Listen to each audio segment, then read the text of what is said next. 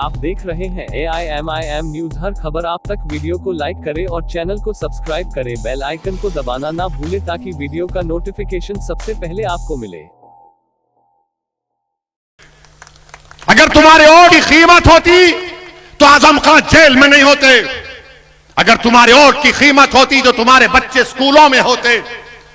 तुम्हारे वोट की कीमत होती तो तुम पर गोलियां नहीं चलाई जाती, तुम पर फूल बरसाए जाते।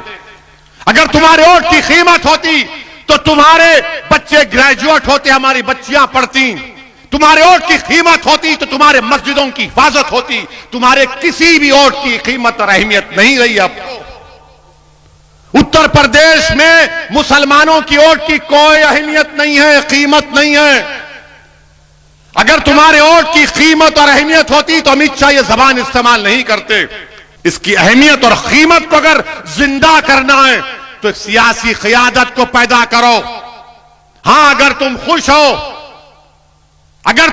हो कि मैं अगयार के चौखट पर जाकर सर झुकाऊंगा, अगर तुम मुतमईन हो कि मैं गुलामी का हक अदा करूंगा, अगर तुम खुश हो कि मैं इसी हालत में रहूंगा, मैं इसी तरह पिटता जाऊंगा, मिटता जाऊंगा और नाइंसाफी का सैलाब मुझ पर आता रहेगा, मैं इस तरह की जिंदगी नहीं गुजार सकता। मैं घुटन में अपनी जिंदगी नहीं गुजार सकता। मुझे सांस लेने की आदत है, मुझे खुली जहन चाहिए, खुला एटमॉस्फेयर चाहिए। जमहूरियत में मुझे अपना हक चाहिए, मुझे मेरी आवाज उठाने का हक चाहिए। मैं अपना हक चाहता हूं, पार्लियामेंट हो या उत्तर प्रदेश की विधानसभा हो, मैं चाहता हूं कि मेरी आवाज को सुना जाए, मेरे मसाइल को हल किया जाए। मेरे अजीज दोस्तों, मैं ये बहुत नारे सुन रहा हूं, पिछले 10-12 साल से नारे सुन रहा हूं। इन नारों को वोट में तब्दील करो, इन नारों को वोट में तब्दील करो। सिर्फ नारे लगाकर आंख में दो आंसू लाकर पोंछ लिए और उसके बाद सुबह उठते कि भैया कैसे हैं, अच्छे हैं, आ गए। नहीं मेरे भाई, करवट लेना है आपको, एक फैसला लेना है आपको। और अलीगढ़ में आप देख रहे हैं सीवरेज लाइन का इंतजाम नहीं, पीने के पानी का साफ इंतजाम नहीं, ट्रैफिक जैम लगा रहता है। मगर अमित शाह को वो जैम की फिक्र है, अलीगढ़ के ट्रैफिक जैम की फिक्र नहीं है। अलीगढ़ के ट्रैफिक जैम की फिक्र नहीं है। अब बोले फिक्र जैम है अलीगढ़ में, आ रहने दे वो जैम, हम वो जैम करेंगे, हम वो जैम पे बोलेंगे।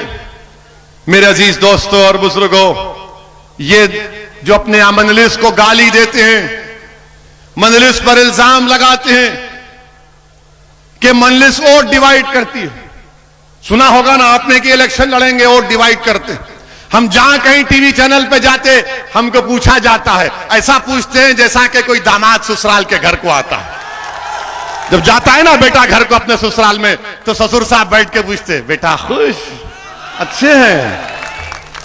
हमसे वही सवाल होता है, आप लड़ेंगे तो वोट डिवाइड हो जाएंगे, हम बोले तो वोट डिवाइड होंगे। तो क्या हुआ था 2019 में? 75% मुसलमानों ने समाजवादी और बहुजन समाज पार्टी को वोट दिया। आपने दिया नहीं दिया? अलीगढ़ से आपने बीजेपी को वोट दिया? डर रहे क्यों? वोट दिया क्या आपने? समाजवादी को दिया, बीएसपी अलायंस को दिया ना? हाथ उठाइए। अरे पूरे उठाओ यार। फिर कैसे जीता? हम आए थे क्या? हमारी रूह आके या हमारे अजिन्नात आकर आपको कान में फूंक कर बोले मत दो वोट? कैसे हुआ फिर?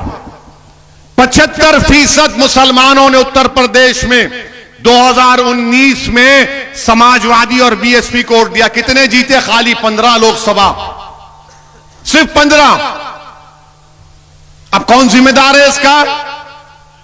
हम जब बोलते हैं कि हिंदू वोट बीजेपी के पास जा चुका है, ये कोई नहीं बोलता, समाजवादी के लोग नहीं बोलेंगे। वो बोलेंगे ओवैसी आ रहा है, देखना भैया तुम्हारे वोट काटने आ रहा है। ये नहीं बोलेंगे कि हिंदू वोट बीजेपी के पास चला गया, वो हमारे हिंदू भाई, उनका इख्तियार है। समाजवादी पार्टी के 3 परिवार के लोग इलेक्शन हार गए, तो क्या तुमने उनकी जबान से सुना कि समाजवादी ने कहा कि हम हिंदू वोट से हार गए? कभी सुना आपने?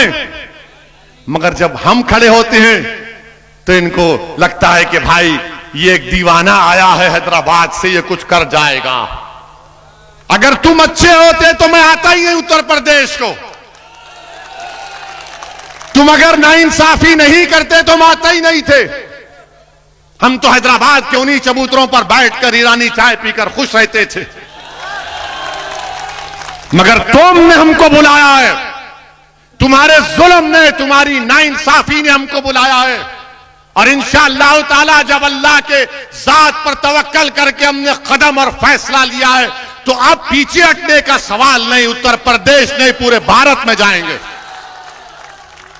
मेरे अजीज दोस्तों और बुजुर्गों, मेरे अजीज दोस्तों और बुजुर्गों, 2019 का चुनाव, फिर 17 का असेंबली इलेक्शन, अखिलेश और कांग्रेस मिल गए तो गाना चलाया था, यूपी को इन 2 लड़कों का साथ बहुत पसंद है।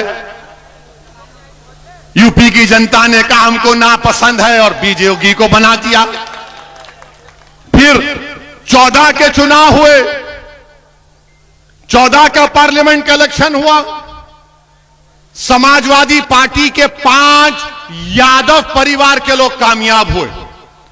बाप, बेटे, पत्नी, दोनों भाई। हम नहीं थे। अब आप बताइए आपकी वोट की अहमियत क्या है? जिस दिन आप मंजलिस को वोट देना शुरू कर देंगे, जिस दिन आप मंजलिस के उम्मीदवारों को कामयाब करना शुरू कर देंगे, याद रखो ये जो गुरूर और तकब्बुर के महलात जो बने हुए हैं ना, इनकी बुनियादों को हिला के रख देंगे इंशाअल्लाह ताला। ये जो जुल्म पर अपनी शख्सियत को बनाकर हमारे सामने खड़े हैं, जिन्होंने हमारे ख्वाबों को और उम्मीदों को चूकना-चूर करके हमारे नौजवानों की जवानी को बर्बाद करके अपने सियासी महलों को तामीर किया है। मेरे अजीज दोस्तों और बुजुर्गों, मेरी आपसे दबन गुजारिश है कि आप अपने ख्वाबों को पूरा करो। आप अपने ख्वाबों को पूरा करो, उसमें कोई मायूब बात नहीं है। डरने और घबराने की जरूरत नहीं है। समाजवादी पार्टी हो, कांग्रेस हो, चाहे कांग्रेस, हम तो भूल ही गए। उनके नेता अमेठी से लड़े, वो हार गए। हम गए थे क्या? अच्छा, कहां से जीते वो? जुनूबी हिंद से, उस कॉन्स्टिट्यूंसी से जीते जहां पर 30% मुसलमान हैं, वहां जीत गए। और ये सब जब मजलिस की बात आती, नहीं नहीं नहीं, ये नहीं, ये ठीक नहीं है, ये ठीक नहीं है। कांग्रेस पार्टी का ये हाल है, समाजवादी पार्टी का ये हाल है। मगर सब के सब चौधरी बने हुए सेकुलरिज्म के, और सब ये समझते हैं कि मुसलमान कहां जाएगा हमको छोड़कर, मुसलमान कहां जाएगा हमको छोड़कर। मेरे अजीज दोस्तों और बुजुर्गों, मैं आपको यह नहीं कह रहा हूं कि उनको छोड़कर मुझे अपना लो। मैं आपसे कह रहा हूं कि अपने आप को अपना लो, अपने आप को अपना लो, अपने बारे में सोचो। अब याद रखो मेरी इस बात को, ये जो फिरका परस्ती, ये फैशिज्म, ये मुसलमानों से नफरत की जो अंधेरे की रात है, ये रात लंबी रहने वाली है। उत्तर प्रदेश के अजीज लोगों, याद रखो, ये रात लंबी रहने वाली है। अगर तुम ये उम्मीद लगाकर बैठे हो कि इस अंधेरी रात में कोई सेकुलर पार्टी का आदमी चिराग लेकर आएगा, नहीं लेकर आएगा। इस अंधेरी रात में अगर तुम ये गलत सोच रहे हो कि कोई शमा जलाकर मेरे घर को आएगा, नहीं, तुमको इस अंधेरे में अपनी शमा को जलाना पड़ेगा। इस अंधेरे को तुमको छांटना पड़ेगा। इस अंधेरे में तुमको एक ताकत बन के उभरना पड़ेगा। और वो अंधेरे का तेल तुम्हारा इत्तेहाद होगा, तुम्हारे आंसू होंगे, तुम्हारी ताकत होगी, और होगी इंशाअल्लाह ताला। मेरे अजीज दोस्तों और बुजुर्गों, मैं अपने बुजुर्गों से अपील कर रहा हूं कि आपने अपनी जवानी को इन तमाम नाम निहाद सेकुलर पार्टियों पर कुर्बान कर दिया। मेरी उन बुजुर्गों से अदबन गुजारिश है, आप सोचो आपने क्या हासिल किया, आपने क्या हासिल किया? क्या आपके ख्वाबों को की ताबीर हुई? क्या आपकी उम्मीदों पर वो उतरे? हम सिर्फ वोट डालने वाले नहीं, हम एटीएम की मशीन नहीं है मुसलमान कि इलेक्शन आ गया और एटीएम में जाओ और डालते रहो वोट।